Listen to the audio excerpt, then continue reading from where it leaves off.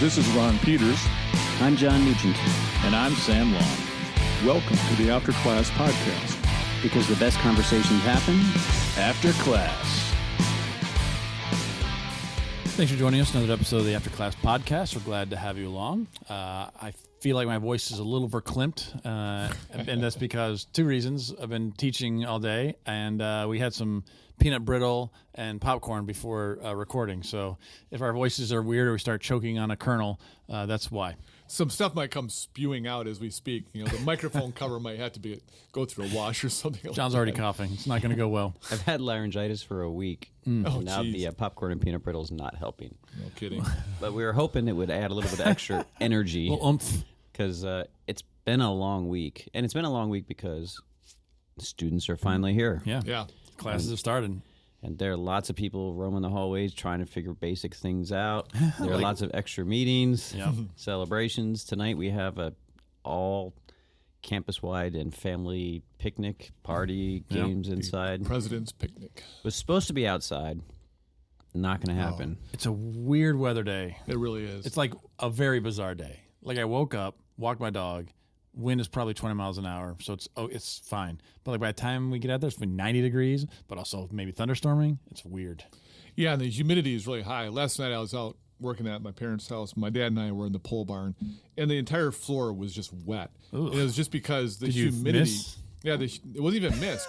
It was so humid. Oh, what did you say? You missed. Oh. No, it was not that either. Yeah. The entire floor, it was just, the concrete was cold. It was so humid. There was like this film of water through the entire pole barn. Yeah. So yeah, the weather has been really weird. And like today, I've taught 3 classes, one at 11, one at 1, one at 2:30. It's now 4 o'clock. And I just keep saying, I've used up all my words. I'm going to do the best I can on this podcast, but I feel like I've used up all my words. It's a mixed blessing, really. Well, some people would certainly say that. I can't dispute that at all. So, but we're going to give it a go, and we'll crank this one out for you. Hope you like it. Yeah, we're continuing our theme of peace and violence in the Bible. And we've used up all of our words about the Old Testament. All 3 of us have. And last week we introduced kind of the shifts that happen, big picture shifts from Old Testament times, to use a kind of a rough phrase, to New Testament times, right? There's a lot of changes that have happened in terms of God's people are no longer necessarily residents of Palestine, but they've been scattered around the world. They have a different disposition. There have been different approaches at messiahship. And a lot of things have changed about the people of God in light of the gospel, and the gospel going to Gentiles. And so we talk about some of those big picture themes without getting to specific verses. And this week we're going to start with Matthew and kind of hit some of the main verses that come to people's mind when they think about peace in the New Testament. Mm-hmm. And a significant amount of these come from Matthew 5, which is the beginning of what we call the Sermon on the Mount. I believe Brian called it Sermon on the Hill earlier this week. He did. Yeah, he I did. caught that as well. Yeah. Okay, that's fine.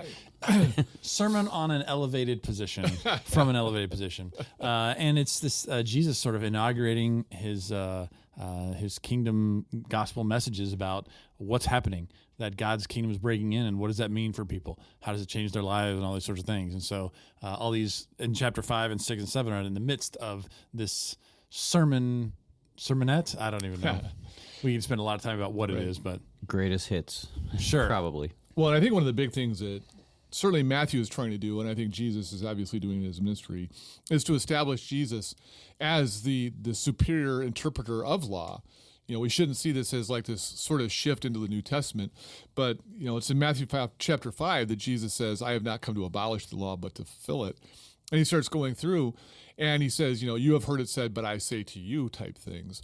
And I think Jesus is saying, I'm going to help you understand not just the letter of the law, but what did God intend with it? We've gotten so caught up, or my people have gotten so caught up in this letter of the law, fulfilling the minutia of the law, that they've lost really the heart of it. And I'm going to show you what the law looks like as it is expressed from the heart. And so, this is not new teaching, but it's really going back to what God always said, and Jesus saying, I'm going to help you understand what God was trying to teach you as he gave you these instructions back in the day. yeah. But like we talked about last time, it's it's not new teaching as if what God has always wanted is different Right. now, but it is a new context. Yes. Things have shifted. The kingdom is breaking in. So he's going to say things here that go beyond Torah, right? Because Torah presumed they were going to be in Palestine. They're going to have a territory with borders. They're going to have enemies that it was their responsibility to deal with.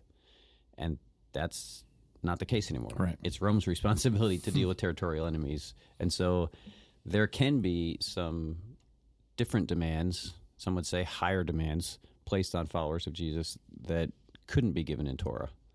So, but like I said, it's not a contradiction, I think, of what Torah was aiming at, but it is going beyond Torah in important ways.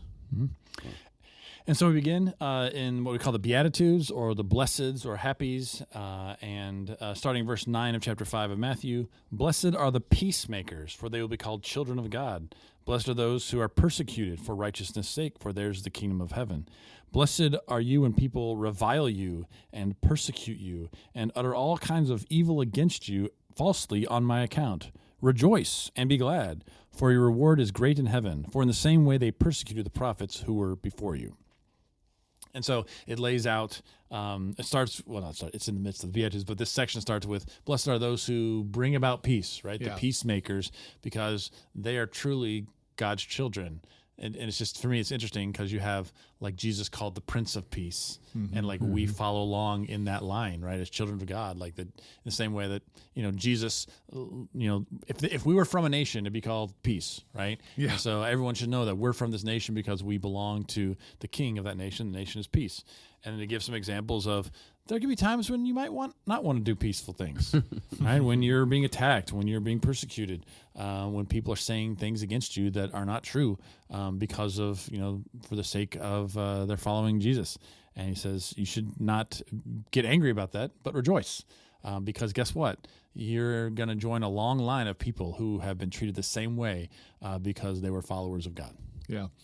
And it is really interesting that the saying, blessed are the peacemakers, is immediately followed by, blessed are those who are persecuted for righteousness' sake. And blessed are you when people revile you and persecute you.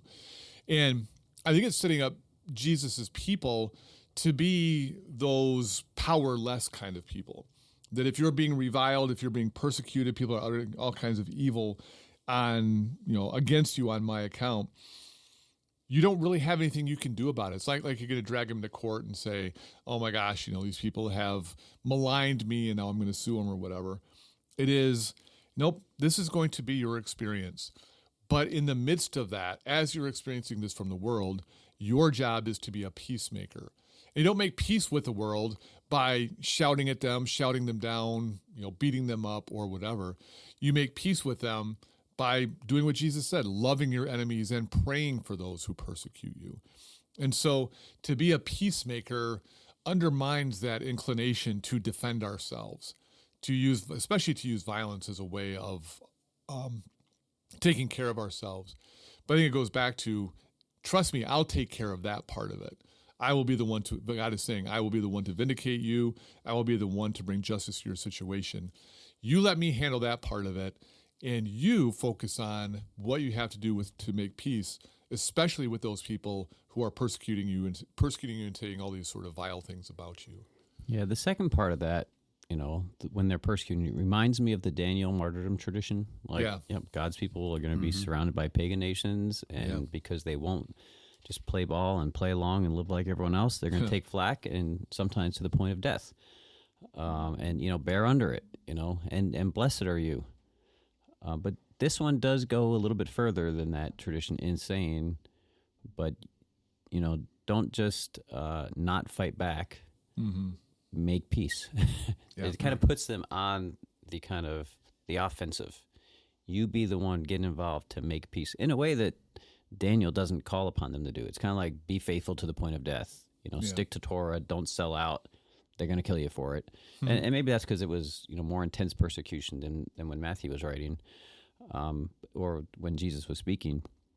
But certainly this idea of making peace and some of the stuff that isn't in this verse yet, but that you alluded to, like loving your enemies, praying for your persecutors, that goes beyond the Daniel tradition of the martyrdom tradition. Like, this is a proactive stance. Agreed. So we probably don't want to belabor the point, but a lot of times when you come to the Beatitudes, people say this is how we should act, and I wonder how far do we push that, and how much do we realize this is Jesus saying the kingdom of God is breaking in, and this is the good news for these kinds of people who are already doing these things, as opposed to here's a list of things you should be like. Merciful and peacekeeping and pure in heart. And so I think about that a lot, about is this a template for the Christian life, or is this good news for those who are already living that sort of Torah-filled life? Yeah, definitely. I think on the grammatical level, it seems more like the second one, right? Like the kingdom is happening, a new regime change, a new king, and blessings are being poured out on a different set of people than when the last regime came in. And if you fall into these categories, the kingdom is good news for you. Right. But yeah, it's not a to-do list. I think it's important. Not that we wouldn't want to do. Right. It's that weird thing. Like, it doesn't tell us to do it, but like we would if we were part of the kingdom and wanting to receive the, but anyway. Yeah. Well, I try to explain it to people is these are the kind of dispositional traits that characterize God's people. Because people often look at things like the fruit of the Spirit in Galatians 5, which is great. I totally agree. If you want to know what Christians look like, the followers of Jesus, you look to the fruit of the Spirit. And how do you know if people are Spirit-filled? You look for the fruit that reveals that. But I think people often forget about, the Beatitudes, merciful and meek and all those things. Being peacemakers. Again, these are dispositional characteristics that should define us as a people. And so being merciful, seeing somebody, being moved by compassion and kindness for somebody in serious need. Being a peacemaker. We're always looking for opportunities to make peace. And somebody's like, well, if somebody breaks into my house, I'm like, how can we make peace with them? Don't let your first instinct be, how do I defend myself and keep my family safe and protect my goods? The first instinct should be, somebody's breaking in my house, how do I make peace with that person? I think that's a really important thing to be thinking about in terms of your natural response to a situation. Yeah, but I don't think it gets at everything that Sam was trying to say, though. Like, by saying that these are things that should characterize God's people. I mean, we have a parallel version of this in Luke. Blessed are those who are hungry now. You will be filled. Like in the kingdom, hunger should not characterize the people of God, like physical hunger. Like the people of God should be so much sharing their food that people are not going hungry. Right. But the kingdom coming is good news for people who are hungry now. You know what I'm saying? Like, so where some of the things in the list are, not only are these attributes that people like this will be blessed by the coming of the kingdom, there are also attributes you would recommend people strive to be like. And I think Peacemaker is one of them. Not sure you should strive to be hungry for food or strive to be persecuted. Right. Right. And so it's those ones that are not really inherent dispositions of the people of God, but people that if they run into the kingdom of God, it's going to be good news for them. Does that make sense? It does make sense. I think that when he gets to that, blessed are you when people persecute you, though, we get a slight shift in what he's saying. Blessed are the poor in spirit. Blessed are the meek. Blessed are the merciful. Like, he's talking about the kinds of traits that people have, but then you get a subtle shift. Blessed are you when people persecute you. So you get a subtle grammatical shift there where he's not talking about the kind of person I want you to be, but the kind of expectations that you should have for when you become the person I want you to be. It's like I said, there's a subtle grammatical shift there that make it just a slightly different situation than what he was describing in some of those earlier ones. That's why I'm okay saying these are the kind of qualities, the kind of dispositions that should characterize his people. Well, you at home can decide. Yeah. Maybe we can do a series on the Beatitudes. Yeah, it'd be great to do. Talk about that at length. We did get a question by email last week or by Facebook Messenger. It's kind of related to this passage, at least the term peacemaker. And they were asking if we were going to, help distinguish between being a peacemaker and a peacekeeper. And frankly, that wasn't really on our agenda to do that. It's not really the terminology that we think in terms of often as we wrestle with these passages. But I think it's a fascinating question. Like, what's the difference between a peacemaker and a peacekeeper? And is one of them more what we're going to be asked to be and one less, or are they both the same? And I'm not sure we can answer that question based on the Sermon on the Mount alone. Right, yeah. But do you have initial thoughts about that? And maybe we can return to it if we... Isn't a peacemaker a Colt 45? Oh my gosh! Is that a peacekeeper? I don't know. That's what I was trying to remember. Was it because it had like some gun? I don't know if it was a Colt 45, but there was some handgun. Well, there's the rest in peace. Well, there was one that was definitely called either the Peacemaker or the Peacekeeper. I'd have to track it down. So Yeah. So anyway, I mean, the problem, and you mentioned this in our pre-show, Ron, that the term peacekeeper doesn't come up in the Bible. yeah, Like that's not a term that we see, and we also don't see a lot of encouragement of people to join peacekeeping like entities in the first, in the first century, and so it's tough to extrapolate it to that because. I mean, what we're talking about in peacekeeping and avoiding violence, we've talked a lot in generalities, but that's a very specific thing. Like, okay, but this results in peace, but it uses violence to get there. yeah. And so it could use violence to get there, I guess I should say. And so the question is that a in justifying the means situation, or does that take us back to our previous episodes in the Old Testament where God's like, I don't like this. This isn't how I want peace to come about. And anyway, so for me, that's kind of where I'm at, where I understand the mentality that if there's no peacekeepers, there's no peacemaking. I understand the point, but I don't think that's what this is talking about. I don't think it's encouraging us we create peace by being the ones who make it. And so I'm I struggle with that. And we're going to probably talk a lot about that in the end in different applications. But I don't know. I don't think this addresses that issue, and so I'm loath to take that too far. I think that there's two different ways of looking at it, because on the one hand, the government sort of corners the market on violence. We don't want people practicing violence, and so you have laws against like murder and personal attacks and like that. So we do not want people engaging in violence.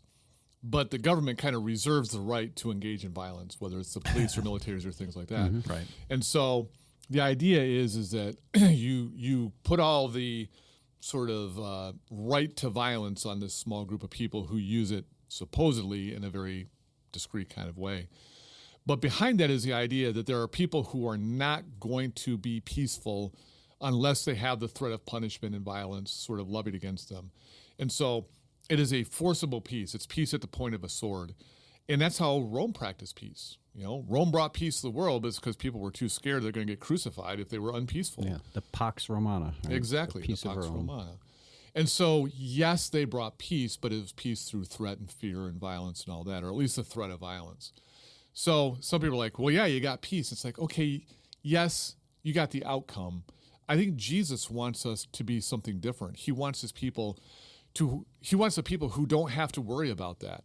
You're never going to have to threaten me with violence or punishment or anything like that, because my natural inclination is always going to make peace, and I am not going to be the kind of person who undermines that.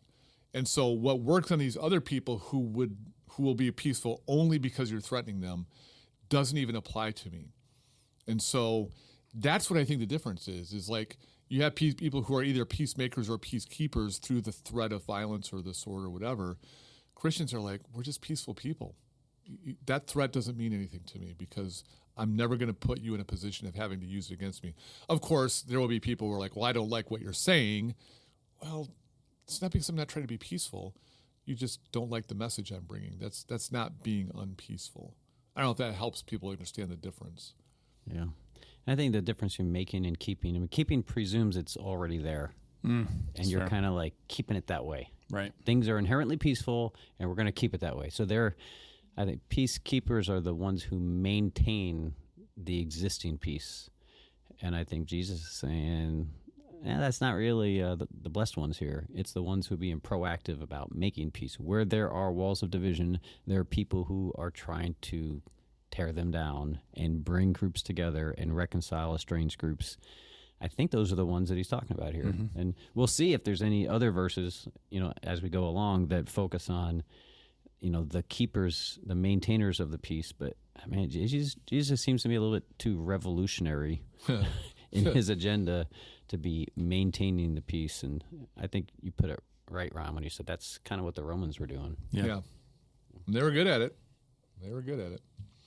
Next passage we're going to look at is Matthew 5:21-24.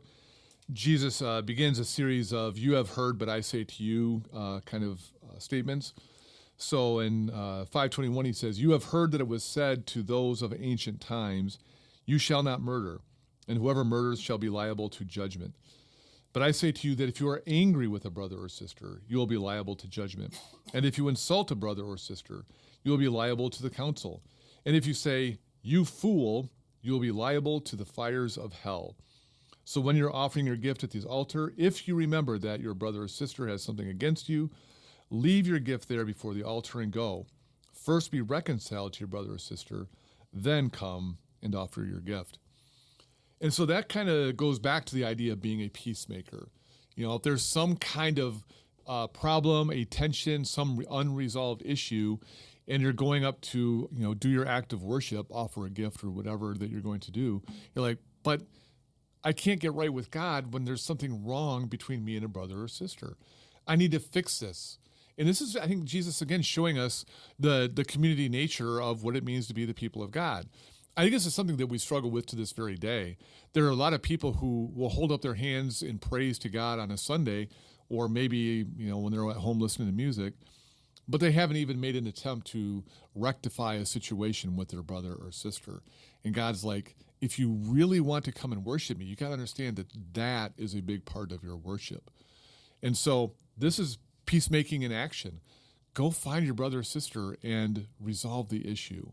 And then you can come and worship me. And it's not just you can come worship me. I will receive your gift. Okay, your act of worship will be received by me. And so this is more of like an unpacking. It's not the total unpacking, but it's a kind of unpacking of what peacemaking can look like. I find this interesting because we had this discussion. We got to the "do not murder, you shall not murder" commandment. Yeah. And some people try to make it say, well, this is only specifically premeditated, right? And so to sort of soften the seriousness of taking life and saying, obviously we don't allow for murder, premeditated murder, but it doesn't say we can't kill people, right? And even if that were true, which I don't think is true, but let's concede that point. Here, and Jesus says, don't murder. Oh, and by the way, let's take it a step further. Don't even think about murdering it. So like, for me, that takes all those sort of justifications of violence, even in the commandment, and saying, no, we're stepping it up a notch even more. Yeah. And so even though I think we're right on how to interpret "you shall not murder" in the Old Testament, I think Jesus just like verifies that. Yeah, it's I think just the notion of how we think about these, you have heard it said, right? That most people assume that like what he's describing here is according to the Old Testament, it says, right? But I tell you, like Jesus is going to bring something totally new. Yeah. And I think that notion doesn't really pan out because there are certain things he says you've heard it said that the Old Testament doesn't say anywhere. And I think we're going to run into some of those in a little bit. Yeah. It seems more like, you have heard people settle on, this kind of spirituality when it comes to violence. Right. I do not murder, therefore I'm okay. And when he says, but I say to you, don't even be doing these things. Like this was always God's expectation. Like people took the 10 Commandments and they've reduced it to just don't murder people out of spite. Right. Meanness, Freddy Krueger-ness. Right. But that's not what that was limited to. God has always been after something more. He didn't come to abolish the law, but to fulfill it, to help us understand what the earlier ideas were. And so I think you're right to go back to that discussion about the 10 Commandments, because here is the heart of what that commandment has been about. And Glenn Stassen wrote a book on the Sermon on the Mount. It was a really handy, very accessible book. And he divides the Sermon on the Mount and other teachings of Jesus into these triads, these 3-part formulas.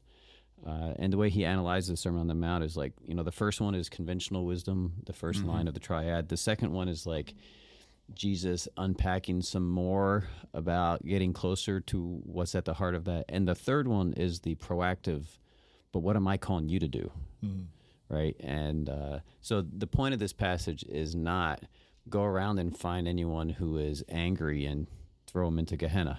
Right. Like point 2 is the explanation. You're not just on the hook for murder. You're on the hook in God's eyes for your continual anger and spitefulness and meanness to other people. You're liable for all that, not just murder. So let me tell you what to do with it. Go be reconciled, be a peacemaker. Yeah. And so that's really the teaching here. It's like the part 3 is the what now shall we do kind of thing. Well, I think part of it, because I agree with that. I think that's great. I think going, even into other areas of how Jesus is conceiving of all this, I still come back to this idea, like I said, of dispositional traits, because, Jesus in chapter 6, he says, don't do things that other people can see, only do the things that God can see. Whether it's fasting or praying or giving alms, he's like, don't do it for other people to see. Do it in a way that only God can see. And like when he's talking about, don't murder, well, if you murder somebody, that's something that's out there. It's an act. It's really easy to see. But being angry at somebody, you can put on a happy face and make people think everything's okay, but God knows what's going on inside of you. Take care of that part of you that you think other people can't see, but God himself can see. And so it's like he said, he's expanding upon Torah because he's like, I'm trying to get into your hearts, guys. I'm trying to teach you the kind of people that I want you to be from the inside out. If you really love your neighbor, then you're not going to be angry, but you're going to go, I don't like this thing that's between us, and I want to resolve it.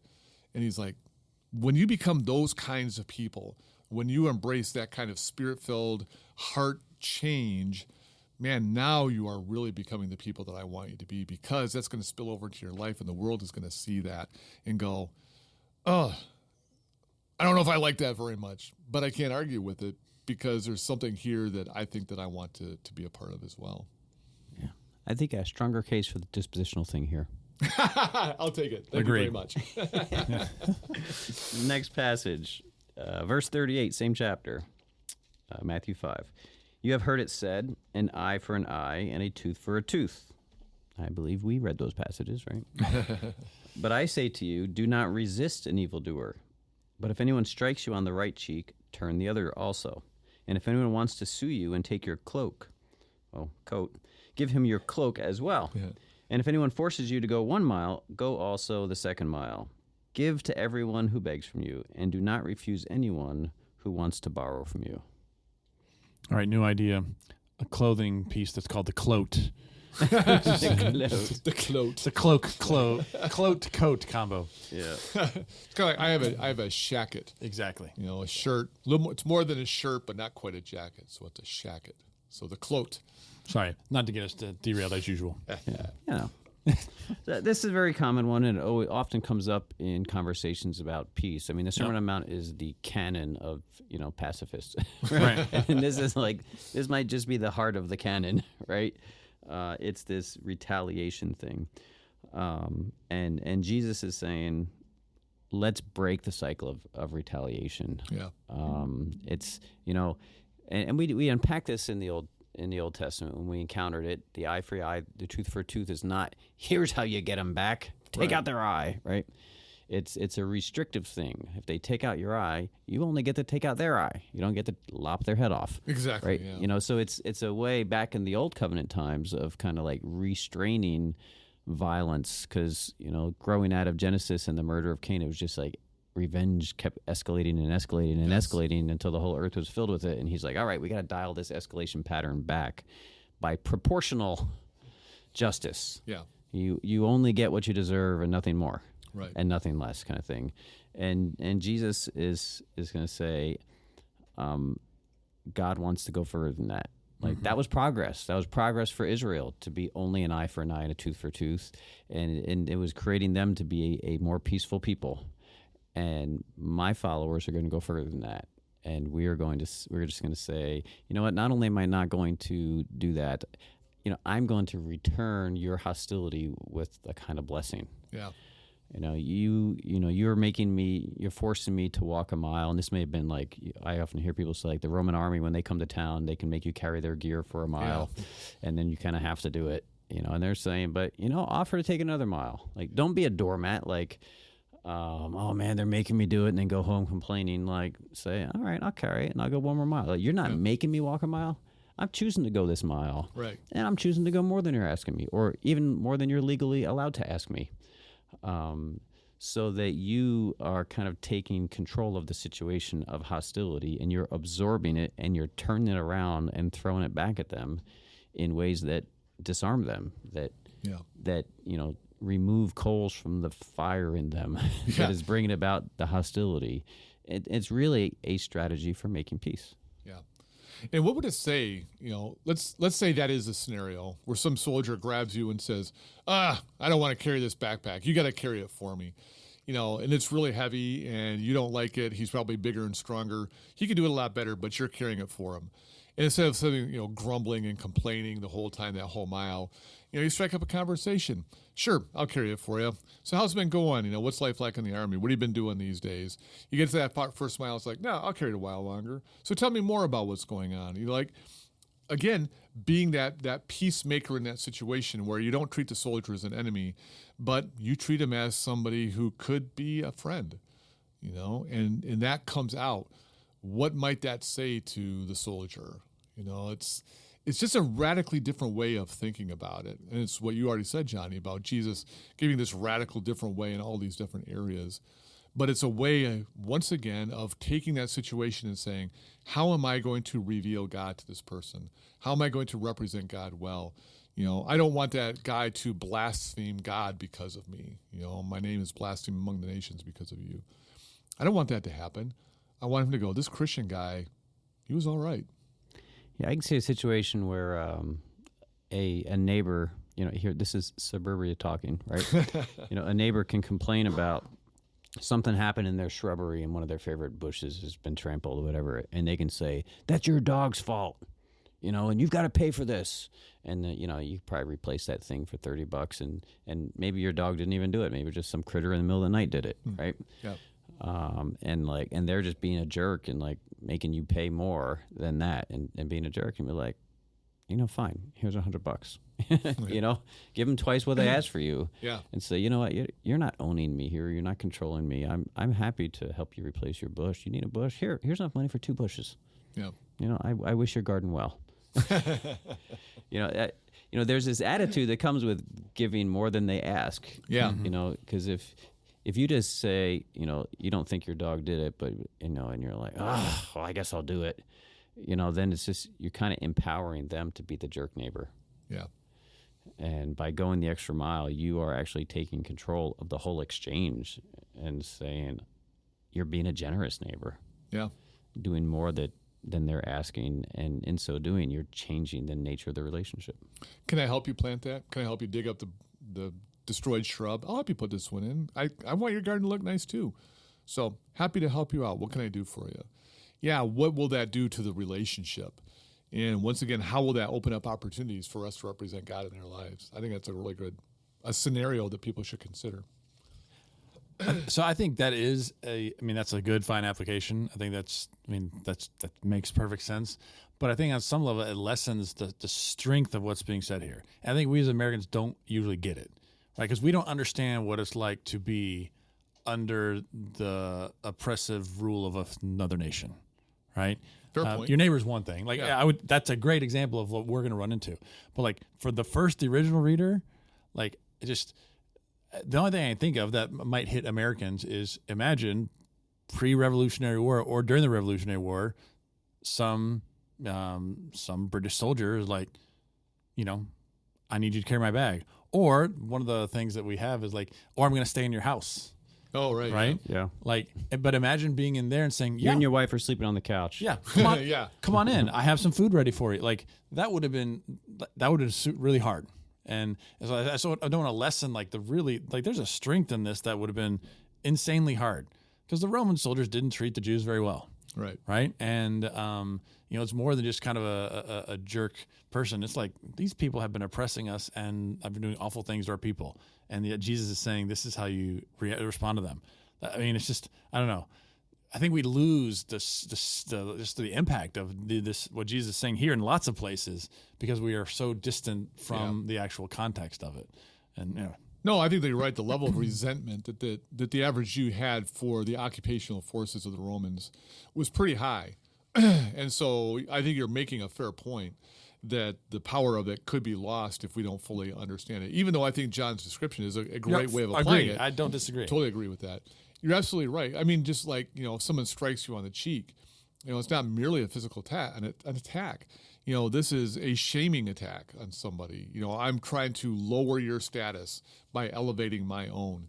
And the natural instinct is I at least have to reestablish my own, level of status here. There's a word I was looking for, I can't pull it out of my head. But I'm trying to reestablish my place among people. And Jesus says, don't. Let them shame you. And in an honor-shame society, that is a hard thing to do. So it's another example of, if we can really think like they do, it's like, oh, wow, Jesus is really pushing the boundaries on this stuff. Yeah, the phrase "let them shame you," I think he's going a little further than that. Like, accept their attempts to shame you and then turn them into something that actually shames them. I think it's a reverse shame by being the bigger person. It's funny. I don't know if you guys watched Ted Lasso. Yeah. But like season 3, episode 1. Wow. Right? You know what I'm talking about? Oh, yeah. And people have watched it, but like that's exactly what you're talking about. Like he was shamed publicly, the coach Ted, and he turned around like, sure, say what you want about me. Like, in fact, I don't think you're clever enough, and you should say, like, you should have made these jokes about me, and like totally totally disarmed it and destroyed it. Like, and like everyone's like, oh yeah, that's just stupid. You know what I mean? So stuff like that. If you want to see, in contemporary TV, like in a series, like the sensibility of this whole passage, the whole series of Ted Lasso, you have to deal with a lot of swearing. For sure. But like, man, Ted Lasso is someone who seems to get Jesus, even if he doesn't follow Jesus. Right. Yeah. But he gets this way of dealing with, he's just a target from the beginning to the end of people taking advantage of his good nature, putting him down, totally betraying him. And it's like, at every turn, he's the bigger man. Yeah. And he never retaliates. He never gets vengeance. And at the same time, he's becoming one of the most beloved people in the town. Right. Yeah. That's a great example, modern day illustration of this in action. But again, removing it from the political, right, sure, dirty messiness of it all. What network is that on? That is a HBO, if I'm not mistaken. Oh, yeah. So you got to have HBO. Was it Or on Apple. TV? Nope, it's Apple. It was It's Apple TV. My bad. Okay. I was able to watch this. My wife and I went to a bed and breakfast that had it. I'm like, hey, guess what I'm doing? She went to bed, and I'm like staying up all night watching the last season of Ted Lasso. That's hilarious. Because I bought an iPad last year, and I had a free trial that got me through the first 2 seasons, and then the last one came out. I had no way to watch it, but bed and breakfast came through in the clutch. Anyway, That's great. Okay. All right. So one more, I think, before we run out of time. And it actually continues the next section after the eye for eye business is in verse 43 of chapter 5. You have heard that it was said, you shall love your neighbor and hate your enemy. But I say to you, love your enemies and pray for those who persecute you, so that you may be children of your Father in heaven. For he makes his sun rise on the evil and on the good, and he sends rain on the righteous and on the unrighteous. For if you love those who love you, what reward do you have? Do not even the tax collectors do the same? And if you greet only your brothers and sisters, what more are you doing than others? Do not even the Gentiles do the same? Be perfect, therefore, as your heavenly Father is perfect. And there's a lot going on here, but he turns around that statement from Leviticus that we may have, I don't know, did we go over that? We may have hit that about like loving neighbor and hating enemy. But he says, no, we're loving anyone we come across, especially your enemies. And then more on top of that, you're praying for them. And I assume it's not praying an imprecatory psalm against them. God, will you please strike them down? Like we talked about a couple of weeks ago. Yeah. But praying, I assume, for their benefit, for their blessing. And I love what he says. Like, you guys pat yourselves on the back because you're nice to people who are nice to you. Yeah. Everyone in the world does that. Everyone likes people who that's make the them point. feel good and treat them well. What about the people who do the opposite? And that will separate you from the rest of the world, and that will put you in the realm of people who are worthy to be called my children. Right? We're from this kingdom of peace, and the only way you're from this kingdom of peace is if you're a child of God, and so you gotta enact peaceful action. Yeah, this is one of those passages where it's clearly not quoting from Torah. I mean, the love your enemy is yes, right? but not the hate your. Love your neighbor is, but not hate your enemy. Right. If anything, you find the opposite of loving your enemy. So yeah, this is one that's kind of like you've heard it said, and maybe implied in this is, from your esteemed teachers of the law. Right? Yeah. Yep. Right. So from a lot of your role models who've been giving you moral guidance, you hear this kind of thing. You're allowed to hate your enemy as long as you're loving your neighbor. And you're just like, nope, this is not how it rolls here. Well, it does make me think, I'm trying to find it in my Bible here. It makes me think of something like from First Maccabees. There's a passage that kind of falls into that. Hang on, I'm just going to flip over to it. Nope, it's the next page. Got it right here. Where Mattathias tells his sons, pay back the Gentiles, avenge the wrong done to your people.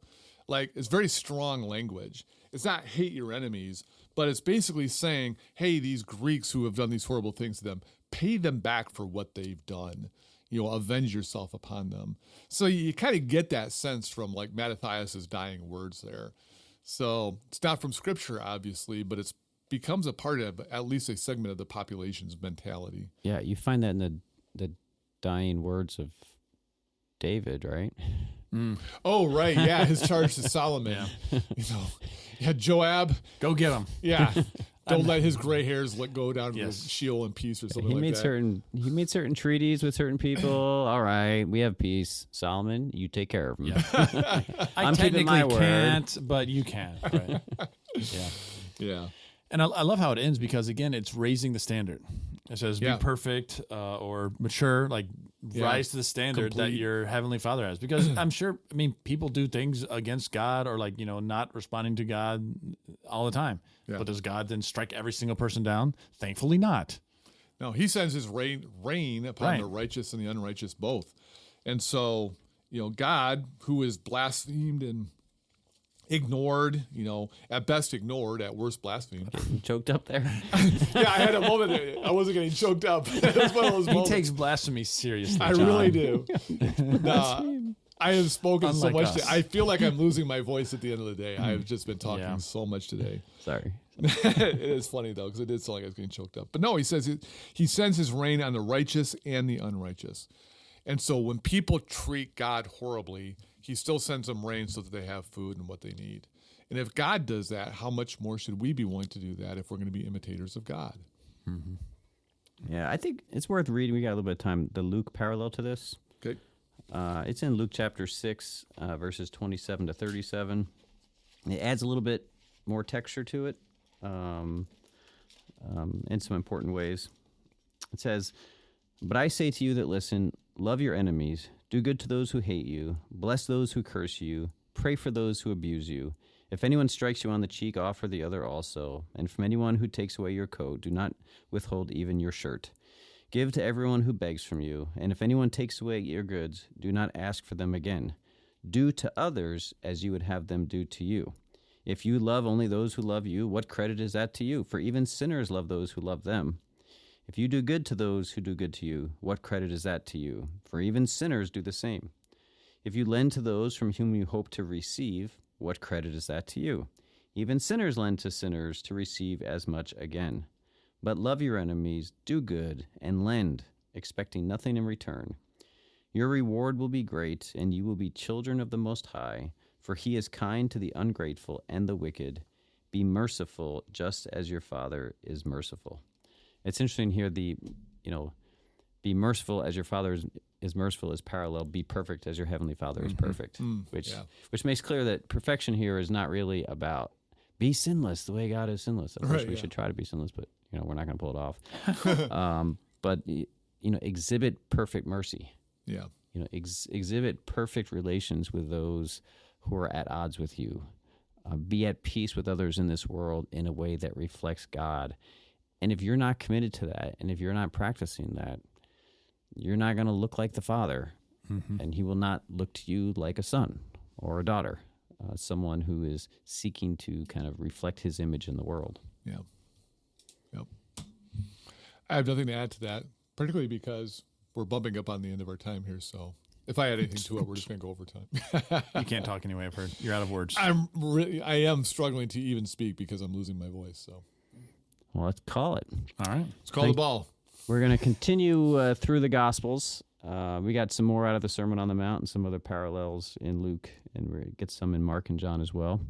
But thanks for joining us for this episode of the After Class podcast. After Class because The best conversations happen. After class. Class. Claude.